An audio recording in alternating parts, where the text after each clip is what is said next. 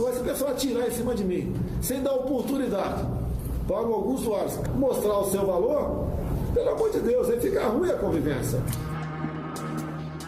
O Procurador-Geral da República, Augusto Aras, chegou à chefia do Ministério Público Federal em meio a um clima generalizado de desconfiança. O fato de ter sido escolhido fora da lista tríplice trouxe desconforto para a instituição. Essa lista, que é feita em tradicional eleição da Associação Nacional dos Procuradores da República. Muitos viram o movimento de Jair Bolsonaro como uma forma de colocar alguém de confiança na PGR. E algumas atitudes de Augusto Aras aumentaram essa dúvida, como o posicionamento contra a divulgação do vídeo da reunião ministerial do dia 22 de abril, no âmbito da investigação da possível tentativa de interferência do presidente na Polícia Federal. Nós temos que ter cuidado com a divulgação desse vídeo. A rigor, só interessa ao inquérito as partes referentes a diálogos travados entre o presidente da República e o ex-ministro da Justiça, Sérgio Moro. Depois, em entrevista ao jornalista Pedro Bial, o Procurador-Geral da República deu a entender que o artigo 142 da Constituição Federal admitia uma intervenção militar nos poderes constituídos democraticamente.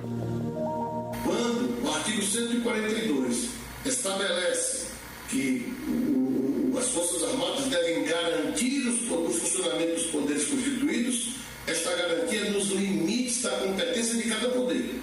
Um poder que invade a competência de outro poder, em tese, não há de merecer a proteção desse garante da Constituição.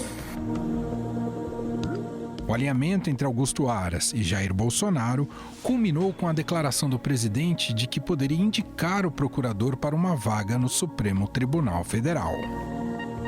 Sobre o Augusto Aras, se aparecer uma terceira vaga, eu espero que ninguém ali desapareça, né? Mas o Augusto Aras entra fortemente na terceira vaga. A primeira impressão foi a melhor possível dele e está tendo uma atuação, no meu entender, excepcional. Em especial numa coisa que o pessoal não dá muito valor, nas pautas econômicas.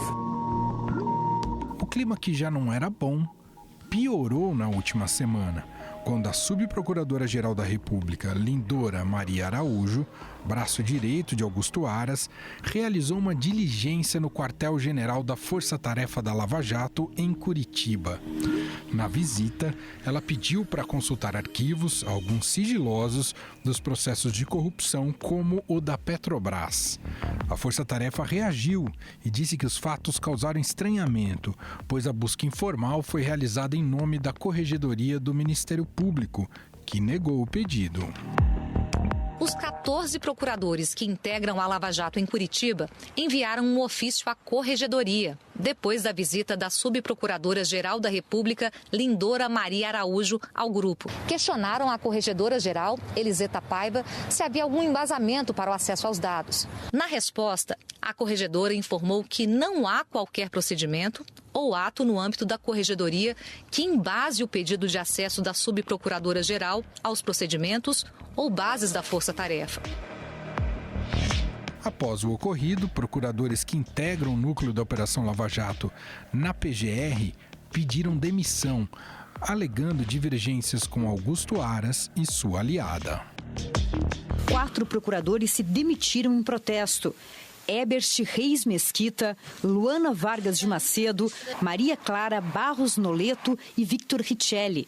Há uma suspeita de que o procurador-geral Augusto Aras estaria tentando obter dados que poderiam atingir o ex-ministro da Justiça, Sérgio Moro.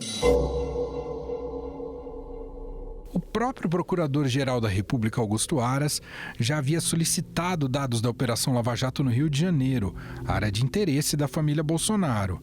Por causa do estresse gerado, a subprocuradora-geral da República, Lindora Araújo, que era candidata a uma vaga no Conselho Superior do Ministério Público Federal, desistiu de concorrer ao cargo. Entre as funções do Conselho estão a realização de sindicâncias e elaborar e aprovar os critérios para a distribuição de inquéritos entre procuradores. Além disso, a Corregedoria do Ministério Público Federal informou que abriu uma sindicância para apurar a visita da subprocuradora-geral à Força-Tarefa da Lava Jato em Curitiba. A Procuradoria-Geral da República reagiu e divulgou uma nota em que afirma que a Lava Jato não é um órgão autônomo e distinto do Ministério Público Federal, que deve obedecer a todos os princípios e normas internos da instituição. E quem conta mais sobre esse imbróglio é o repórter do Estadão que acompanha a Lava Jato desde o seu princípio, Ricardo Brant. Ô Brant, queria que você contasse um pouco dos bastidores. O que está acontecendo? Por que houve essa demissão desses procuradores, esse novo embate entre a Procuradoria-Geral da República, Augusto Aras, e a Força-Tarefa da Operação Lava Jato, hein, Brant? Na semana passada houve aí uma visita da chefe da Lava Jato, da PGR, a Lindora Araújo, querendo, segundo a equipe local, acessar dados sem uma justificativa formal ali, dentro do que eles consideram os conformes legais, para ter acesso à base de dados das investigações lá de Curitiba, né?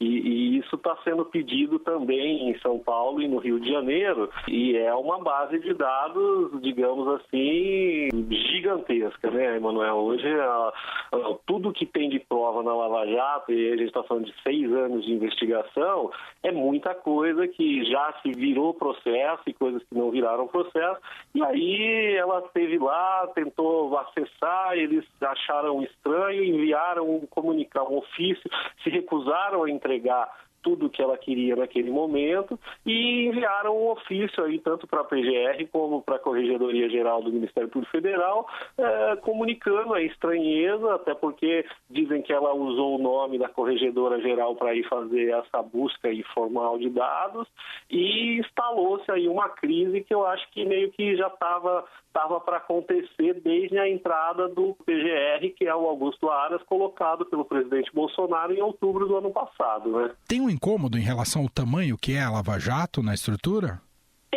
Emanuel, isso, o que virou a Lava Jato, e aí o PGR, o Augusto Aras, nessa semana até, no final de semana, responde aí o que ele considerou uma reação exagerada dos procuradores da Lava Jato, dizendo que a Lava Jato não é um organismo à parte do Ministério Público Federal e que, por isso, justifica ele ter acesso a tudo.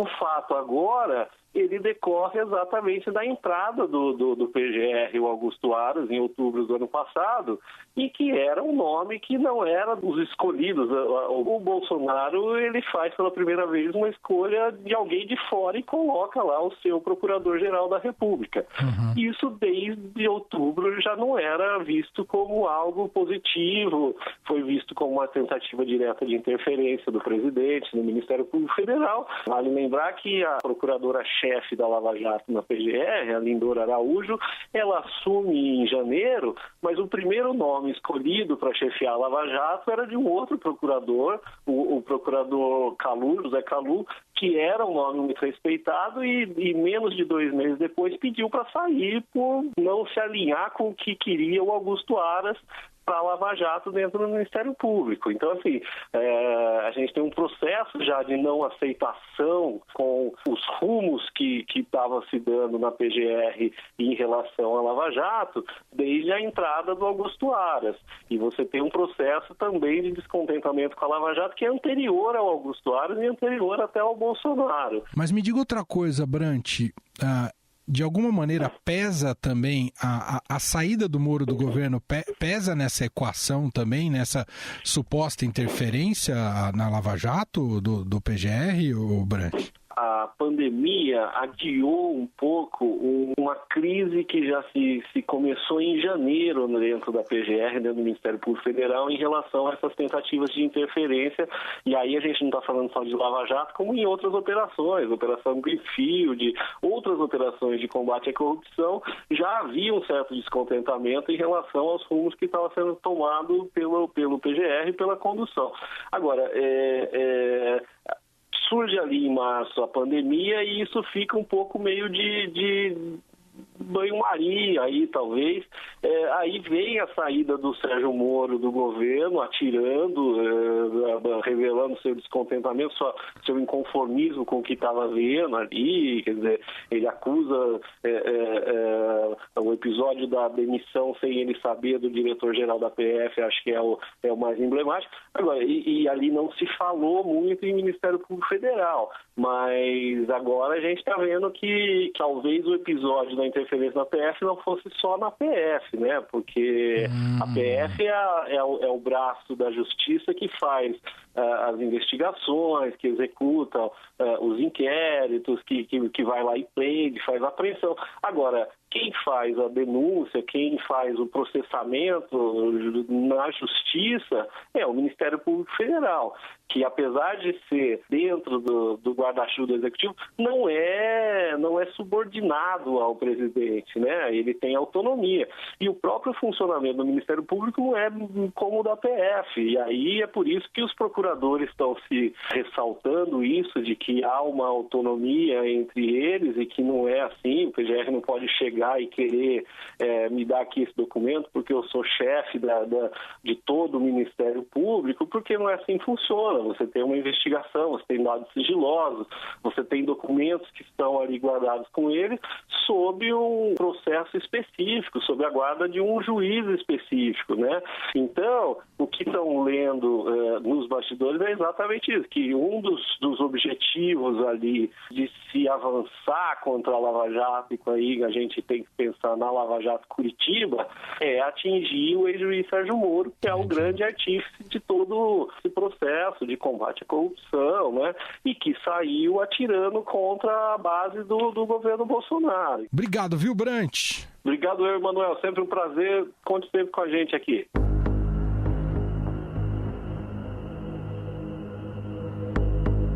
Mas o que pensa de fato os membros da Lava Jato sobre esses episódios? Para tentar elucidar essa questão, eu converso agora com o ex-procurador que integrou a operação em Curitiba, Carlos Fernando dos Santos Lima. Tudo bem, doutor Carlos? Muito obrigado por nos atender. Obrigado pelo convite. Gostaria de te ouvir sobre essa nova crise. É uma tentativa, na visão do senhor, é uma tentativa de intimidação das equipes de investigação, doutor? Eu tenho para mim que nós estamos vendo um momento intimidatório, realmente. A tentativa de, sem qualquer procedimento ou justificativa, de acessar informações que são cobertas pelo sigilo judicial, a maior boa parte delas, tanto da Lava Jato de Curitiba, mas creio como também das outras operações pelo país, é uma daquelas tentativas que nós podemos colocar dentro do pacote de conhecimento sobre o que está acontecendo no país nas diversas operações. Um certo controle que a PGR quer fazer, um controle que não cabe a ela fazer, uma vez que ela é só um ente administrativo, organizador das forças-tarefas. O senhor vê também alguma motivação política, dada a maneira como saiu o ex-ministro e ex-juiz Sérgio Moro do governo? Eu creio que tudo isso somente pode ser compreendido dentro desse temor no governo federal da candidatura de Moro, porque nós vemos outros movimentos encabeçados pela mesma subprocuradora Lindora, inclusive o desengavetamento de uma colaboração premiada de um mentiroso contumaz, que é a Tácula Duran. Eu vejo tudo isso dentro do mesmo propósito de, atingindo a Operação Lava Jato, atingir eventual candidatura de Moro.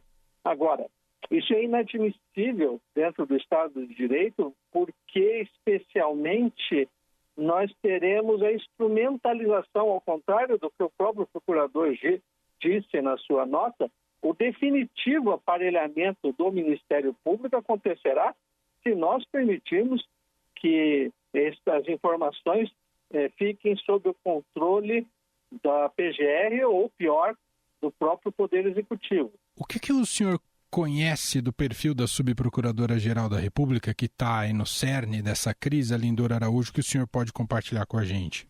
Olha, eu conheço pessoalmente, já participei, inclusive, de missões no exterior, juntamente com ela, em que nós celebramos acordos de colaboração premiada no exterior, e eu a tinha em altíssima conta. Entretanto, nos últimos anos, eu tenho visto umas atitudes que eu achava incompatíveis pelo meu conhecimento prévio com ela.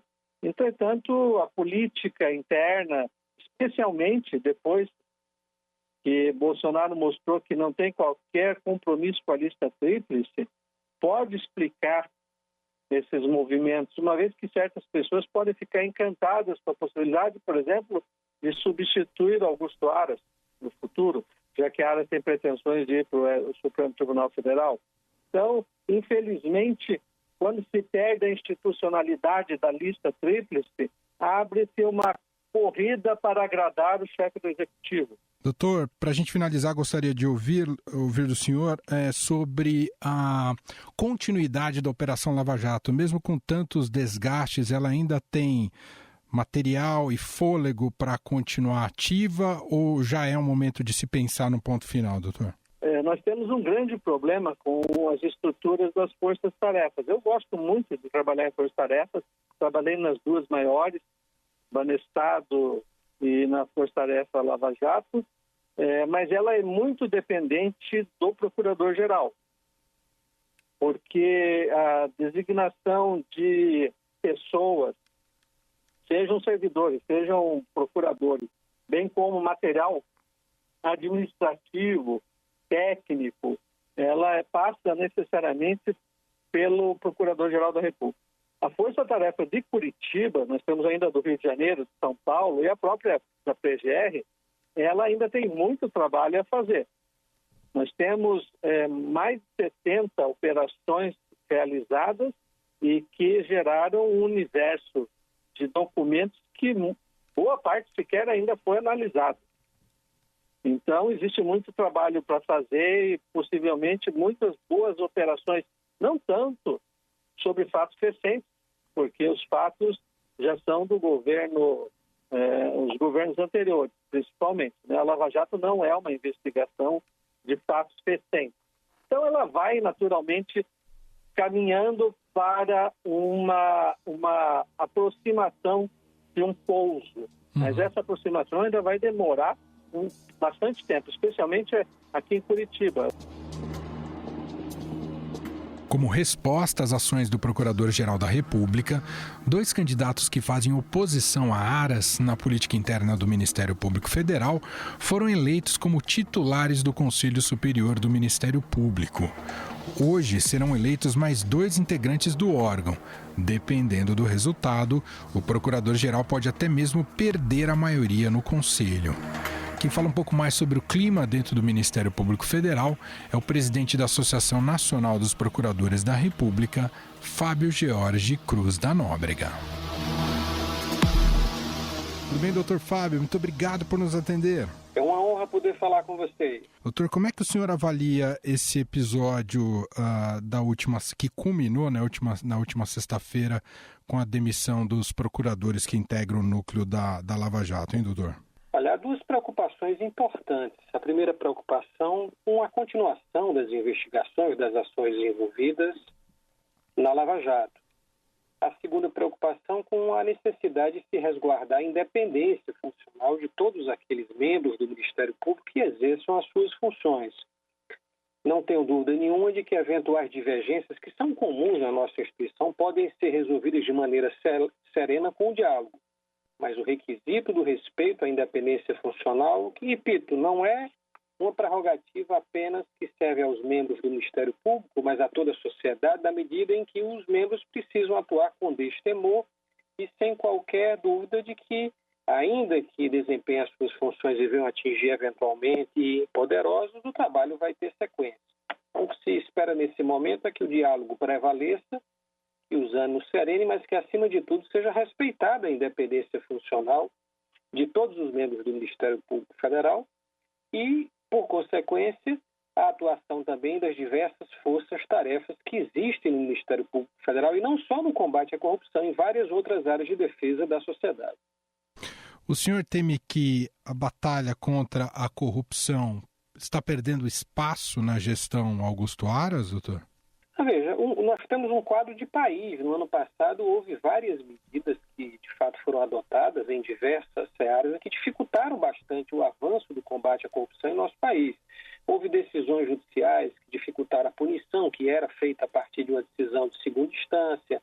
Houve interrupção no compartilhamento de informações também a partir de uma decisão judicial que prejudicou por mês o repasse de informações de lavagem de dinheiro do COAF para outros órgãos de controle.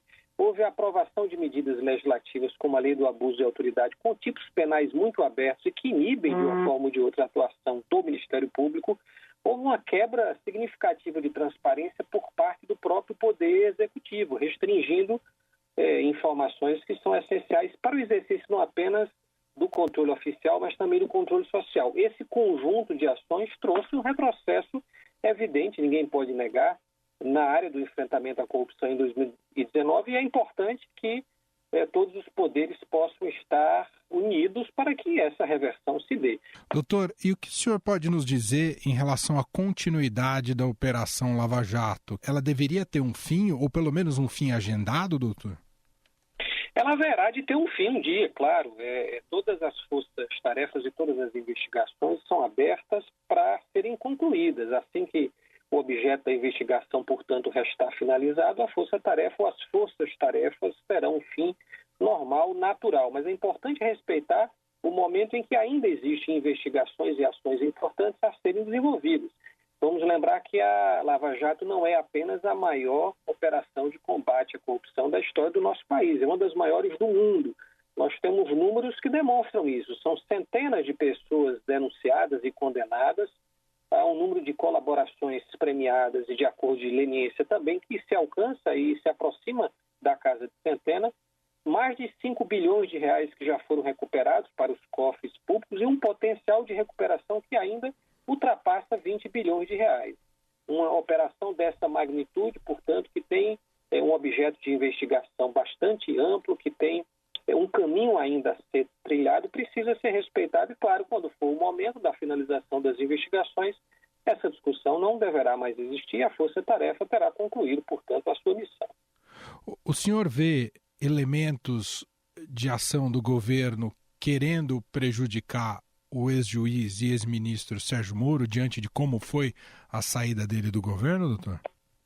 Olha, essa é uma avaliação política que confesso que acredito que não me caiba fazer. Eu acho apenas que todas as denúncias que foram feitas pelo ex-ministro Sérgio Moro são gravíssimas. Há uma apuração que foi requerida pela própria Procuradoria-Geral da República ao Supremo Tribunal Federal. Essa investigação precisa de fato ser concluída com muita rapidez, com rigor, porque os fatos são graves e colocam em suspeita a própria participação do presidente da República. Então é importante que se dê o tempo para a apuração dos fatos e que, num país republicano como o nosso, venhamos ter a certeza de quaisquer pessoas que se vejam envolvidas em atos graves, em atos criminosos, tenhamos a convicção de que serão responsabilizadas perante a Justiça. Muito bem, nós ouvimos Fábio Jorge Cruz da Nóbrega, presidente da Associação Nacional dos Procuradores da República. Doutor, muito obrigado pela entrevista. Eu que agradeço a atenção.